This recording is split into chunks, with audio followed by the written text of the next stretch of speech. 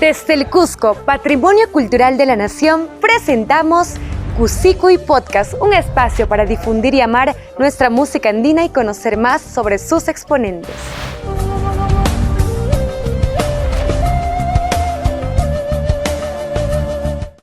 La papita, el chuño sancochado, el mote, eran exquisiteces que no podían faltar en las tantas visitas que hice en las comunidades de mi tierra, Ollantaytambo. Es que la gente en los pueblitos más lejanos tiene el corazón tan grande como sus distancias. La alegría y la generosidad que evocan, a pesar de sus carencias, es realmente increíble. Por lo que merecen que su cultura, tradición y costumbres sean difundidas y reconocidas. Este y muchos otros recuerdos acompañaron mis días al escuchar los trabajos del artista que vamos a presentar el día de hoy.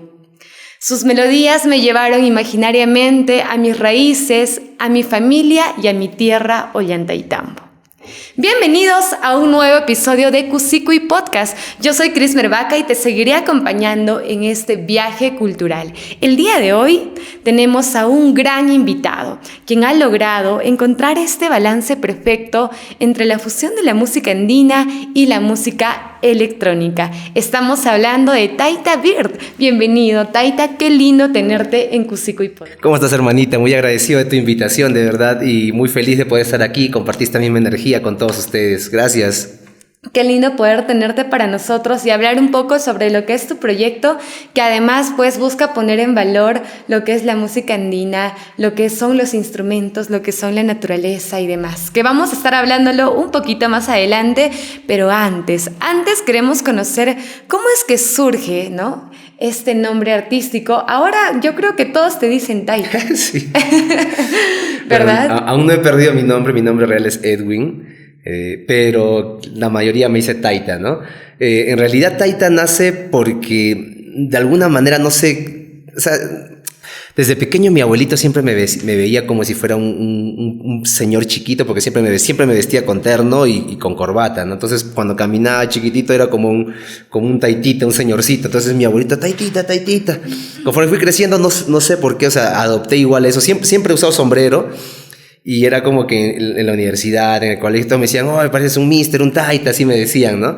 Entonces, bueno, es parte de mí, no es como un look o un personaje que he creado, sino siempre he usado sombrero, siempre me he vestido así, siempre me he visto de repente como un señor y de alguna manera he adaptado ese que es parte de mi cultura, ¿no? Que es el nombre en quechua taita, que significa como señor. Y bird, en realidad, que significa ave, que es como la sensación, cómo yo me siento, cómo siempre me gusta estar viajando, conociendo nuevos lugares, dejando que mi alma fluya de alguna manera. Entonces, al final, mi nombre artístico también es la fusión de mis dos mundos, ¿no? De repente es un mundo en inglés y un mundo en quechua, ¿no? Entonces, esa es mi propuesta de nombre, ¿no? Además también Taita significa padre, significa Dios, y en este caso eres como el padre o el precursor de lo que es el folclore futurista. Hablemos de esta corriente que propones, ¿no? Y también hablemos un poquito sobre lo que te ha llevado a eso, ¿no? Primero, sé que empezaste en la música más o menos a los 15 años, inicialmente con la influencia de música extranjera, pero después fuiste adoptando también y cogiendo ahí lo que es la música andina. ¿Cómo fue este proceso? Y de repente también hablar un poquito que cómo es que cambió la música en sí, este proyecto, tu vida. Comencé con la música en realidad desde los 15 años por un tema de que estaba pasando por muchas cosas difíciles en la familia y lo único que tenía para olvidarme de esas cosas era agarrar una guitarra. Entonces con mi hermano fabricamos una guitarra que encontramos un mango que estaba en la basura y hicimos una guitarra que no sonaba nada, pero al final empezamos a practicar con lo que había, hicimos como una tiendita de que arreglamos guitarras y la gente nos traía las guitarras, las arreglábamos y ya podíamos tocar. Ese fue mi primer acercamiento a la música en realidad. Yo desde muy pequeño estuve muy expuesto a diferentes tipos de música, como dices, música extranjera, sobre todo música británica, pero y también estuve expuesto también a la música andina, ¿no? Pero de alguna manera al vivir en esos años en Lima era como que era muy discriminador en ese tiempo, ¿no? Era como si venías de la sierra, era como que, ya, que tú eres esto, que cholo, serrano, y muchas cosas que te decían. Y de alguna manera yo también negaba eso en mí, ¿no? Pero yo no podía negar que cuando, por ejemplo, estaba escuchando, no sé, los Beatles o Radiohead o no sé, o el Black Sabbath o algunas bandas británicas, y de pronto ponían un guainito y estaba como que, ¿por qué me gusta? Yo mismo me negaba, ¿no? Negaba a mí mismo. Después pasó el tiempo, como 10 años, o sea, yo no me dedicaba a la música, yo me dedicaba a otra cosa, pero igual la música estaba en mí, ¿no? Entonces pasó como 10 años y es cuando entré en un conflicto muy, muy fuerte con muchas cosas, no solamente de manera musical, sino con un conflicto o sea, depresión, una locura. Empecé a tener un caos brutal en mi vida.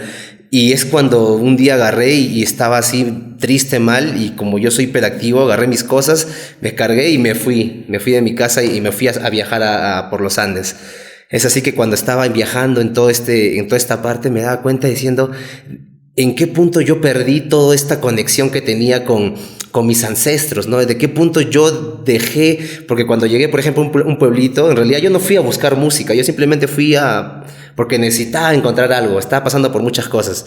Entonces, veía cómo las personas se conectaban con la naturaleza, cómo podían, por ejemplo, investigando también vi que mis abuelos también llamaban a los animales con un instrumento, ¿no? Que es un instrumento tradicional que ellos mismos hacían.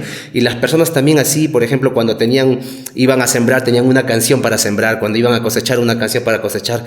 Y yo dije, ¿en qué punto? O sea, nos hemos olvidado de toda esta belleza y hemos dejado que todo sea tan trivial, ¿no? Entonces comencé tomando fotos, recopilando eso, y hasta que dije, voy a empezar a grabar esto, porque también soy músico, quiero combinar. O sea, está bien, yo estaba expuesto a mucha música, ¿no? O sea, música, como les decía, música británica, electrónica, pero dije, bacán, no me voy a olvidar de lo que soy, pero voy a mirar el futuro con mi pasado, ¿no? Y si miro eso, voy a crear, creo que algo que al menos una puerta para las personas que puedan escucharlo también puedan ir por esa puerta, porque existen miles de puertas, ¿no? Pero esta puerta que voy a crear les va a ayudar a ellos para poder entender y van a poder asimilar lo que yo también he pasado, ¿no? Ese mismo hecho de que de repente de negación, pero al final que termina fluyendo con uno mismo, ¿no? Claro, y es bueno resaltar esa parte porque hay muchas personas jóvenes especialmente, ¿no? Que se niegan a su cultura, ¿no? Y no es de repente porque no les guste, sino es por miedo a la sociedad, a las personas, al entorno en el cual están viviendo, ¿no? Y justamente el hecho de tantas propuestas que hay el día de hoy, tantas propuestas de fusión especialmente, hacen que de repente puedan acercarse más, ¿no? A lo que es en sí la cultura, y muchos otros también que puedan conocer, ¿no? Que puedan conocer lo que es la música andina. Bueno, vamos a continuar hablando sobre esto y sobre lo que es en sí el proyecto tuyo, que es el folclor futurista, que no solamente, además, muy interesante, porque no solamente toma el hecho de los instrumentos originarios de los pueblitos lejanos y demás, sino también los sonidos de la naturaleza, de la Pachamama, ¿no? Sí, justamente eso. O sea, entiendo que de alguna manera también la música al inicio estaba inspirada en la naturaleza, ¿no? O sea, mis abuelitos cuando me decían, hacíamos estas canciones inspirados, no sé, en el zorrito, en el chihuaquito, en los animalitos, hasta en los gusanitos. Habían canciones especiales, ¿no? Pero no vamos a negar que, por ejemplo, no sé, estás en Lima y de pronto escuchas un ve, o un pajarito así, y ya dices, man, ya te lleva automáticamente. Y de alguna manera yo lo considero que se hace parte del folclore, ¿no? O sea, el folclore tiene que ver muchas cosas, pero también son sonidos. Y estos sonidos que aparecen en ese momento te transportan automáticamente, ¿no? No significa que necesitas una canción para que te transporte, una quenita, algo, sino simplemente el sonido de un pollito, de un gallito cantando en la mañana, de unas avecitas especiales que cantan en la madrugada, o sea, y ya estás ahí prácticamente en el lugar, ¿no? Del viento también, exacto, de la lluvia y demás. Y por ejemplo, hay una canción tuya que es Huifala, una de las primeras, me parece, sí, en la cual también tiene presencia de una parte hablaba de José María Arguedas, ¿no? Sí. ¿Qué influencia tuvo en ti este gran personaje que hizo mucha investigación acerca de la música, ¿no? De la música andina? ¿Y qué otros referentes más por mencionar ahí? En realidad José María Arguedas fue como también mi punto de quiebre para poder ver. Aparte que yo he crecido en Apurímac, en Uripa también, y todos aman a José María Arguedas. El taita José María Arguedas es como que nuestro John Lennon, una cosa así, ¿no? Entonces, yo también, al haber regresado y al haber tenido ese acercamiento y al ver ese amor que tenía por recopilar la música, por mantener las tradiciones todavía intactas, hace que también me acerque a él y me enganche, ¿no? Como parte de una, prácticamente, una unidad espiritual que sentía hacia él, ¿no? Entonces, ahí es cuando dije, voy a hacer esta canción, y Wifala en realidad fue la canción más rápida que hice, lo hice en 2 días, y era como que sentía que alguien me estaba contando la canción, yo solamente estaba haciendo y de pronto me salía y de pronto dije, acá tiene que ir Arguedas, y encontré un audio de Arguedas que era en acapela, y hice unos chops con Ableton, y de pronto empezó a funcionar todo y dije, man, ya qué loco, dije, estaba como que, y era como que si alguien me estuviera cantando la canción. Y salió, es una canción de verdad que me ha traído muchas cosas bonitas, me sigue trayendo muchas cosas con las que sigo trabajando, prácticamente sigo ganando dinero con Wifala, y es de verdad una de mis canciones que me siento muy agradecido de que haya salido, ¿no? Porque siento que es un tributo a José María Arguedas por todo lo que hizo. Y bueno, así también como me preguntaste, también tengo otros referentes, ¿no? Que es Picaflor de los Andes, la Estudiantina, Olímpicos de Huancayo, y también cada músico que he ido conociendo en mis viajes, ¿no? En cada lugarcito que he llegado, en cada pueblito, esos músicos que han aparecido en mi vida y que de alguna manera me han enseñado tanto, son mis referentes, aunque no recuerdo todos los nombres de verdad porque soy muy malo recordando nombres. Desde tus propios abuelos, además, sí, en ¿no? realidad sí, mis abuelitos también, grandes músicos de verdad, que la verdad yo siempre he sacado 0 en música en el colegio. Nunca pensé que me iba a dedicar a la música. Soy el único que se dedica a la música ahora en mi familia, pero ahora me doy cuenta de todo ese legado musical que me han dejado mis abuelos y que de alguna manera están dentro mío, y que al yo hacerlos también estoy de alguna manera curando generaciones en mi familia, ¿no? Y yo creo que es un legado también que va siguiendo de este José María Arguedas, que además también hay que resaltar que también es de Apurímac, ¿verdad? Sí. Y tú también eres de Uripa a Apurímac, ¿no? Andahuayla, Chinchero, por ahí. Sí, como sí. para centrarnos un poquito ahí. Sí, justo tenía una tía o sea, una trastataratía que fue la que le amamantó a José María Arguedas cuando su mamá murió. Sí, que fue como su nodriza, algo así. Y hay todas esas historias que están allá, ¿no? Entonces es como que siento que de alguna manera hay una conexión, pues, ¿no? Luisa Sedano se llamaba.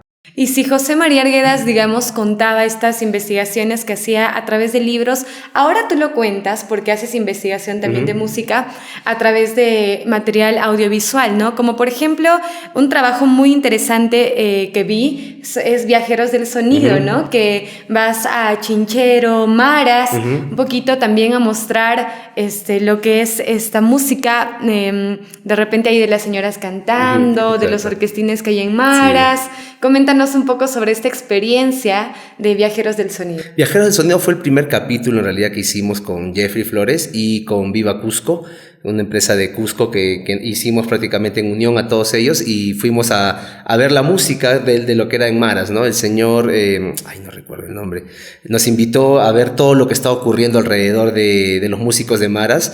Hicieron un concierto especial en la catedral, en la iglesia, no recuerdo también el nombre, soy malo con los nombres, la verdad. Sí, en la iglesia de Maras. En la iglesia central de Maras, sí, ahí mismo. Y fue lindo porque todos nos mostraron prácticamente su arte, cómo se fue dando, cómo lo estaban haciendo, cómo lo preservan de alguna manera. Y hicimos el registro de audio y de video. Y bueno, estoy trabajando ahorita en una canción también con los registros que hicimos en ese entonces.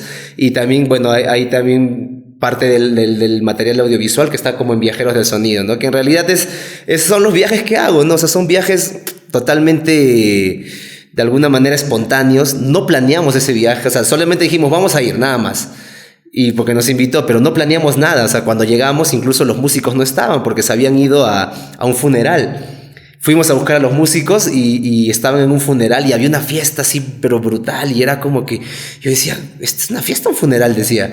Y estaban así, todas las mamitas nos traían chocolates, caramelos y se ponían a bailar. O sea, en realidad me di cuenta que en realidad cuando uno en los Andes muere, nunca muere, ¿no? O sea, en realidad se convierte en el todo y es como que vas a vivir en las flores, en las nubes, en el viento y eres ya parte de todo, ¿no? O sea, no recuerdo. Claro, no te vas, ¿no? Nunca te vas. Entonces eso como que me quedó, me impactó y de alguna manera cambió parte de mi mentalidad, ¿no? Hacia la muerte, ¿no? Porque yo decía, o sea, aquí no hay no hay lamento, ¿no? O sea, todos están felices porque ya esta persona ya pasó a otro plano, ya está como que, no sé, fluyendo en el universo, ¿no? Entonces yo estaba como que, qué loco. Fue un viaje y un capítulo que fue muy lindo para mí, la verdad. Sí, también me enseñó bastante, ¿no? En cada lugar hay algo que aprender, ¿no? Claro, de hecho que cada lugar, y muy interesante también la generosidad de la gente. Sí, uff. Porque en esas zonas, ¿no? En los pueblitos más alejados y como decía, grandes las distancias y grande también el corazón de la gente, porque comparten lo que tienen, ¿no? Y nunca falta ahí el chuñito, la papita, el mote ahí. Quesito. Y comparten lo que tienen y qué lindo es también poder compartir su cultura a través de la investigación que haces y a través de los artistas, ¿no? Sí, es lindo, como dices, la persona, cada pueblito que he llegado, a veces he llegado a pueblitos muy, muy pobres que han sido golpeados por el terrorismo y era como que se me miraban y se asustaban porque no parecía de la zona, que quién es este loquito, ¿no? Pero de ahí cuando ya agarraban confianza era como que, ven a mi casa, cuisito, papita, motecito, canchita, paso, y a veces ya decía, ya, gracias, pero tienes que comer, ¿no? Entonces la generosidad de todos es tan hermosa que de alguna manera te abraza como al alma, ¿no? Y sientes como mucho agradecimiento, ¿no? Te sientes en casa, te sientes Exacto, en el casa. hogar, en familia, sobre que de repente recién los estás conociendo, ¿no? Exacto. También grandes enseñanzas que nos dan a través de esto. Y seguimos ahí hablando del folclore futurista, e imagino que también futurista es por lo que quieres transmitir a través de las experiencias, ¿no?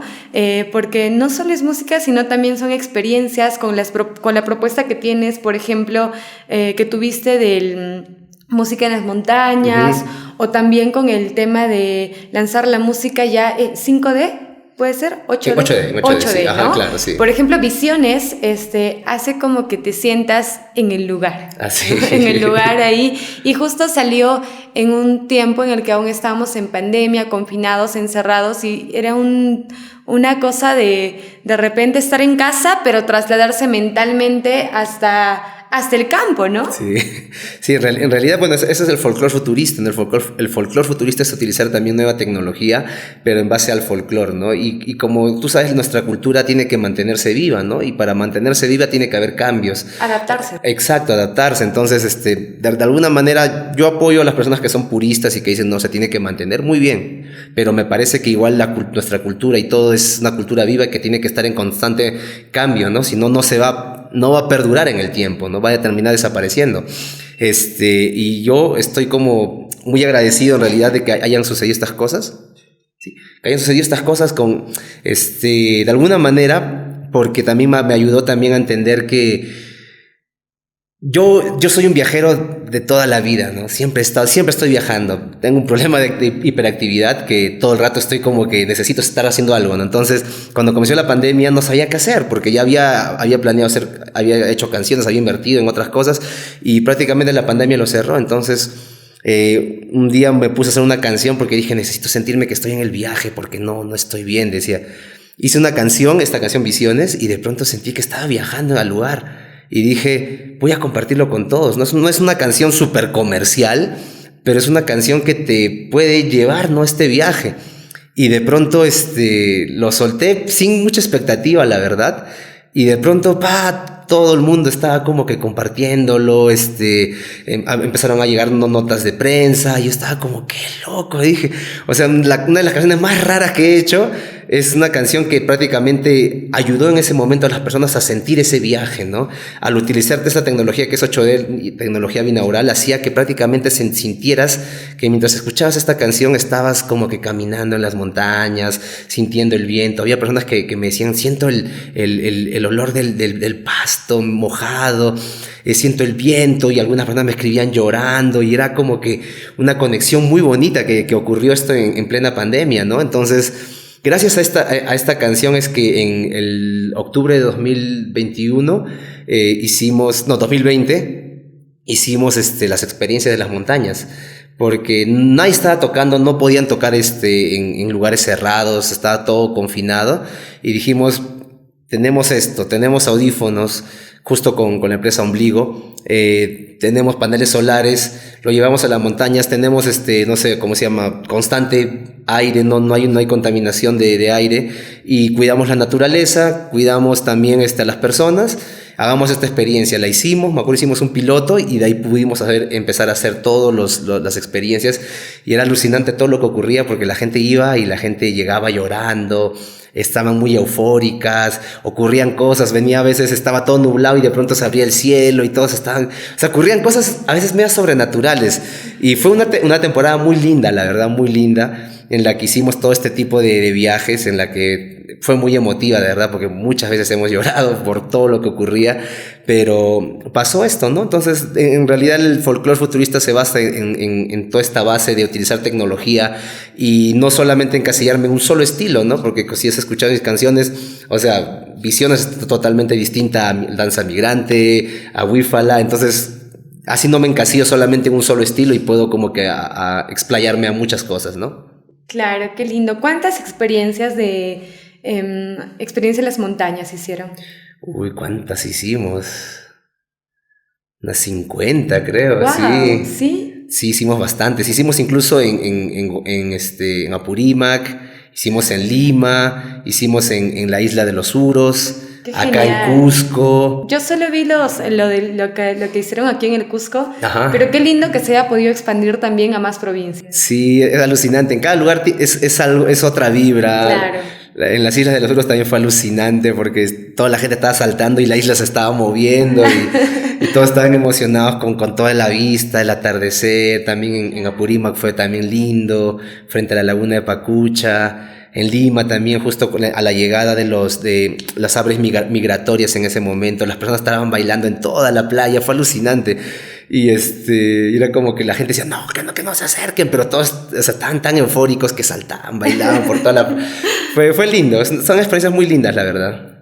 Qué lindo, qué lindo. Y además también lo que nos permite la tecnología es poder, uno, hacer vivir estas experiencias que de repente es completamente distinto, ¿no? Imagino a escuchar una canción por los audífonos en casa, uh-huh, o de repente ahí por medio de un parlante, ¿no? En este caso estás en un lugar abierto, en este caso estás sintiendo la música desde otra perspectiva también, porque ya incorporaste la tecnología 8D en esto, ¿cierto? Uh-huh, sí. Y esta tecnología también nos lleva valga la redundancia, a llevar la música a personas que de repente en su vida han escuchado, ¿no? Hablamos de este nuevo proyecto que hace poco lo vi, uh-huh, que estás buscando también que se sienta la música en aquellas personas que no escuchan, ¿no? Sí, justamente junto a la Fundación Peruana de Turismo Social, TIMPI y SUPAC, que son empresas que son las que tienen esa tecnología, que son chalecos en realidad, que vibran, pero no simplemente vibran a la música, sino vibran según la frecuencia de la música. Entonces tú cuando te lo pones y lo pruebas, es como que simplemente no sientes una vibración, sino sientes la vibración por cada frecuencia, y es alucinante. Y recuerdo que empezamos a trabajar con la Asociación de Sordos del Cusco, así se llama, y junto a Errol, que es como que el jefe, y él fue el primero en usar esta tecnología, ¿no? Lo pusimos, él lo sintió, y fue alucinante ver, de verdad, yo me puse casi a llorar, porque ver que alguien nunca había escuchado música, verlo bailar junto a esto fue alucinante. La Fundación de Turismo Social ha traído este tipo de tecnología y conmigo estamos como que mezclando esto, ¿no? Yo por mi parte la parte musical y ellos con la parte tecnológica y la parte de, ¿cómo se dice esto? Cuando... de inclusión social a este tipo de personas que no prácticamente de alguna manera están como que hay un concierto, pero no, tú no puedes ir porque no oyes, ¿no? Pero en realidad ahora sí puedes, ¿no? Ahora sí Claro. puedes, ahora sí podemos hacer que de verdad puedas disfrutar igual que nosotros. Y fue lindo. Y también lo hicimos, lo pusimos en el Apu Fest, lo pusimos también en los 50 años de Electro Perú y en otros conciertos más. Y de verdad fue hermoso ver cómo las personas podían de alguna manera sentir la música, fluir. La primera vez que sintieron la música fue hermoso. Todos estábamos como que loco, ¿qué estamos haciendo? Decíamos, ¿no? Entonces, pero bueno, estamos así en este viaje, ¿no? En este viaje de la música, de investigación, de mezclar todo esto y que de alguna manera nos llena el alma, ¿no? Para que la gente que nos esté escuchando lo entienda mejor, lo que buscan a través de esto es llevar esas sensaciones, ¿no?, que tú oyente sientes, ¿no?, al escuchar cualquier melodía. En este caso, llevan esas sensaciones a través de los chalecos, por ejemplo, ¿no?, para que aquella persona que no, con la discapacidad de oír, pueda sentir la música así como tú lo sientes. Y qué lindo sería, o no sé si ya lo han hecho de repente, combinarlo también con el lenguaje de señas para que este entendimiento pueda ser más fluido. Sí, ya lo hacemos. Justamente hay una traductora que mientras está haciendo el concierto ella está como que interpretando para que las personas que estén ahí también puedan sentir la música, pero también puedan como que tener el contacto visual del lenguaje, ¿no? Claro. Uh-huh. Qué lindo proyecto, de verdad. Bueno, los invito a todos a escuchar la producción, ¿no? Estos trabajos que está haciendo nuestro amigo Taita, representando a los Andes del Perú. Él es de Apurímac, vive aquí en el Cusco y está también impulsando su carrera desde acá, desde la ciudad imperial. Y estoy segura que se vienen muchísimos más proyectos que seguramente nos van a estar sorprendiendo aún más. Sí, yo creo que, bueno, al haber tecnología, o sea, no hay límites, ¿no? Entonces yo sé que van a ocurrir más cosas y si ya hemos podido combinar, no sé, o sea, conciertos sin utilizar energía, digamos, con Sudaener pusimos prácticamente energía renovable, energía del sol, con audífonos, tocando en las montañas, ahora con los chalecos. Entonces yo creo que se vienen más cosas y más como que más investigación sobre esto, ¿no? Para que también más personas, se pueda incluir a más personas en todos estos conciertos, ¿no? ¿Tú estudiaste alguna carrera relacionada con el tema electrónico, o sea, tipo tecnológico? No, la verdad no. Yo estudié para ser profesor. Sí, y lo dejé. Pero de ahí también el sentido de la investigación, ¿no? Sí, es que en realidad creo que siempre he sido curioso. Entonces, al ser curioso, como te digo, ese problema de hiperactividad siempre me está haciendo ver cosas, de alguna manera buscando cosas. Claro. Y creo que esa es la base en realidad, ¿no? De ser curioso en todo en tu vida, ¿no? Para poder aprender, a poder como que llenarte de conocimiento, ¿no?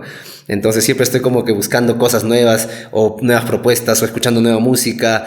Y es eso, pues en realidad se trata de disfrutar la vida de una manera única cada día, ¿no? Y hablar de estos proyectos también implican que haya un equipo atrás. Sí. ¿No? Uh-huh. Obviamente, y hay que hacer mención también a esto porque es súper importante, ¿no? Es súper importante todas las personas que participan para que cada uno de los proyectos que de repente uno tiene pensado se puedan hacer realidad. Hablemos un poco respecto a esto, ¿no? A las personas que también están detrás de cada uno de los proyectos, cuánto trabajo hay detrás de cada uno de estos.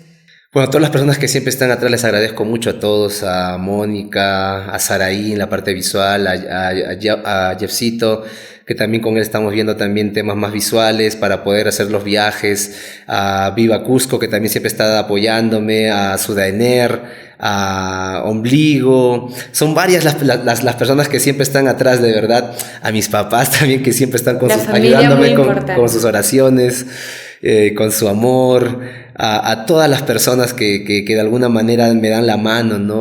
Orlando, nombrar a todos de verdad que de alguna manera digamos, no son parte de mi equipo, pero son parte de esta familia que al final son tan vitales que prácticamente terminan siendo vitales para el proyecto, ¿no? Exacto. Porque cada uno está en sus cosas, pero igual tanta vibra, tantas cosas bonitas, Citar, a todos los que puedo nombrar, pero es lindo en realidad, ¿no? Todas estas personas que siempre están apoyándonos en esto y que de alguna manera son la fuerza para que yo también pueda seguir avanzando, ¿no? Claro, qué lindo, de verdad.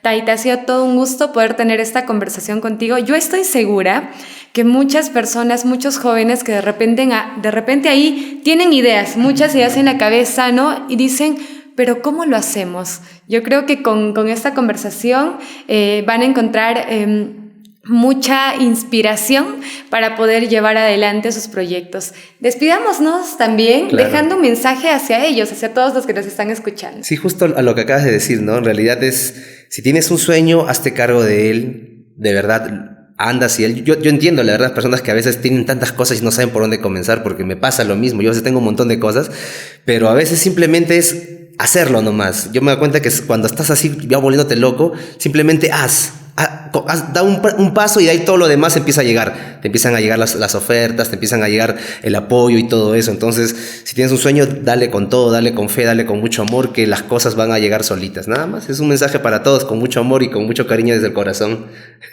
de aquí. Qué lindo tenerte, Edwin. Muchas gracias por acompañarnos. Gracias por este tiempo. Y ahí estaremos compartiendo, ojalá, algunos proyectos más para poder llevarlo a todo el público que nos escucha. Muchas gracias, hermanita. Gracias a todo el equipo aquí también por la invitación. Gracias. Gracias. Nos despedimos así entonces. Ha sido un gusto poder tenerlos hoy en este nuevo episodio de Cusicuy. Los invitamos siempre a seguir acompañándonos en cada uno de los episodios que les tenemos más sorpresas. Nos despedimos. Chao, chao. Desde el Cusco, Patrimonio Cultural de la Nación, presentamos Cusicuy Podcast, un espacio para difundir y amar nuestra música andina y conocer más sobre sus exponentes. Encuéntranos en nuestras redes sociales. Cusicuy Podcast, no te lo pierdas.